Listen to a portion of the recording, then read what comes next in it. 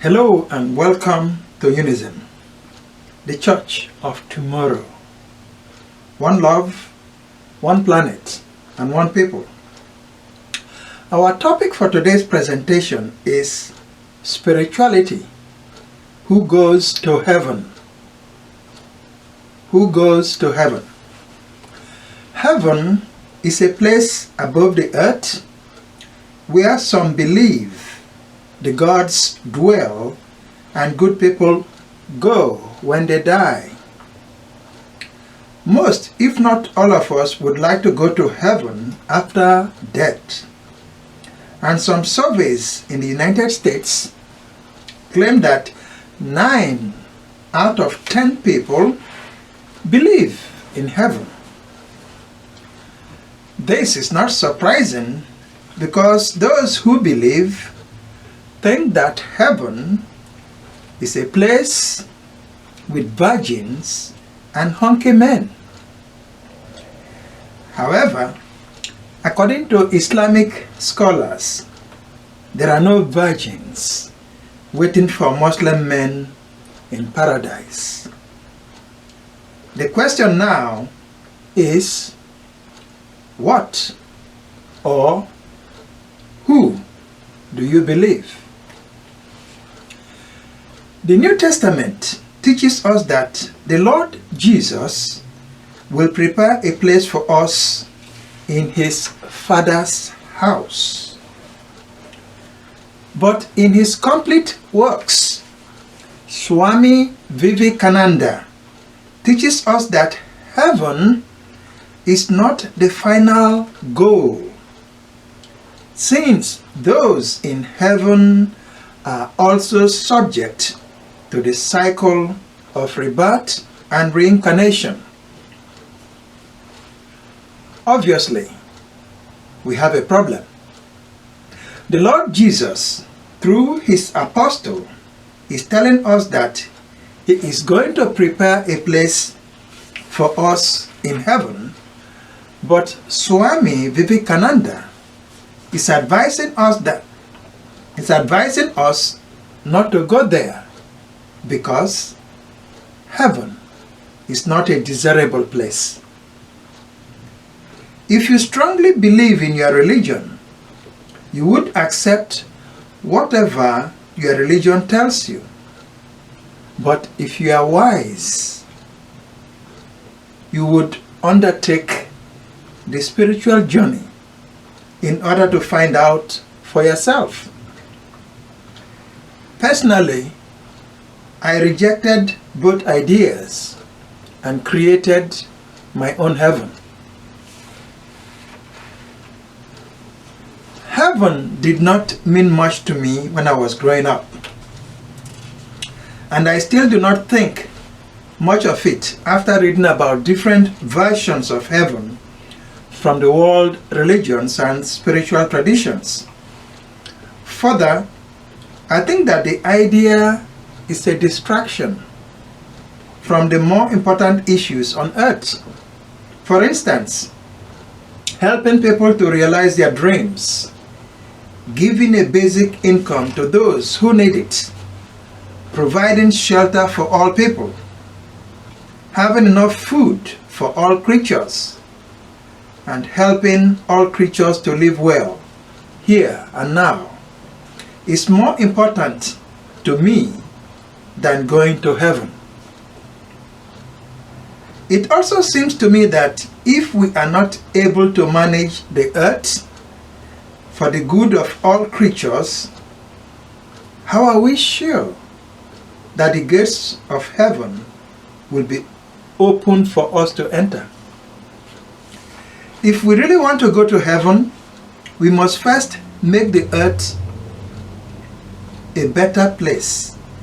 But as long as there are homeless people, hungry people, and people who believe in exclusivity and survival of the fittest, the gates of heaven will remain closed.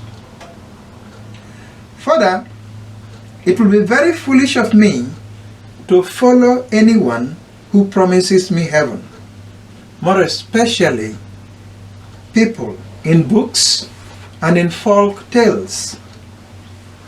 Is it not funny that many people are willing to leave their loved ones, children, parents, and family members for someone they have never met or seen before, simply because this person seemingly promised them heaven? The worst part of it is that this person did not tell them directly, but through a book that somebody that we do not even know wrote about this person. If this is not insanity, I do not know what is. However, after reading about Amitabha, the Buddha of the Western Pure Land, or Sukhavati, I thought differently about heaven. Pure Land was created by Buddha Amitabha, a celestial Buddha. According to Mahayana Buddhist sutras, Amitabha was once a king who renounced his throne and became a monk, and he was named Dhammakara. When he became a bodhisattva, he took a vow that when he becomes a Buddha, he would create a pure land for all beings. According to his vow, anyone who called upon his name would be reborn in the Pure Land. Eventually, Amitabha became a Buddha and fulfilled his vow. Thus, anyone who calls on Amida Buddha, especially at the moment of death, would be reborn in the Pure Land. This is a very inspiring story of compassion. But what it taught me was freedom in this world and freedom in the next life. True, we are not Buddhas, and we are not saviors or gods. But what stops us from creating our own heaven for the benefit of our families and friends? Why hope to be admitted into someone's heaven when you could also create your own heaven? Think about it and subscribe for more. If you like this presentation, please post a video message to encourage Africans who are writing their sacred texts to replace the Bible and the Quran in Africa. The transformation of consciousness in Africa is taking Africans to new heights for self-determination. This is good news for our world.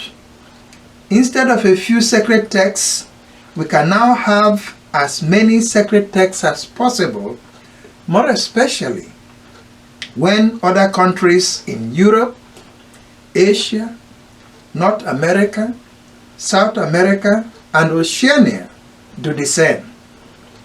The monopoly on sacred texts has been lifted, and it is now your turn to write and share your sacred experiences with the world.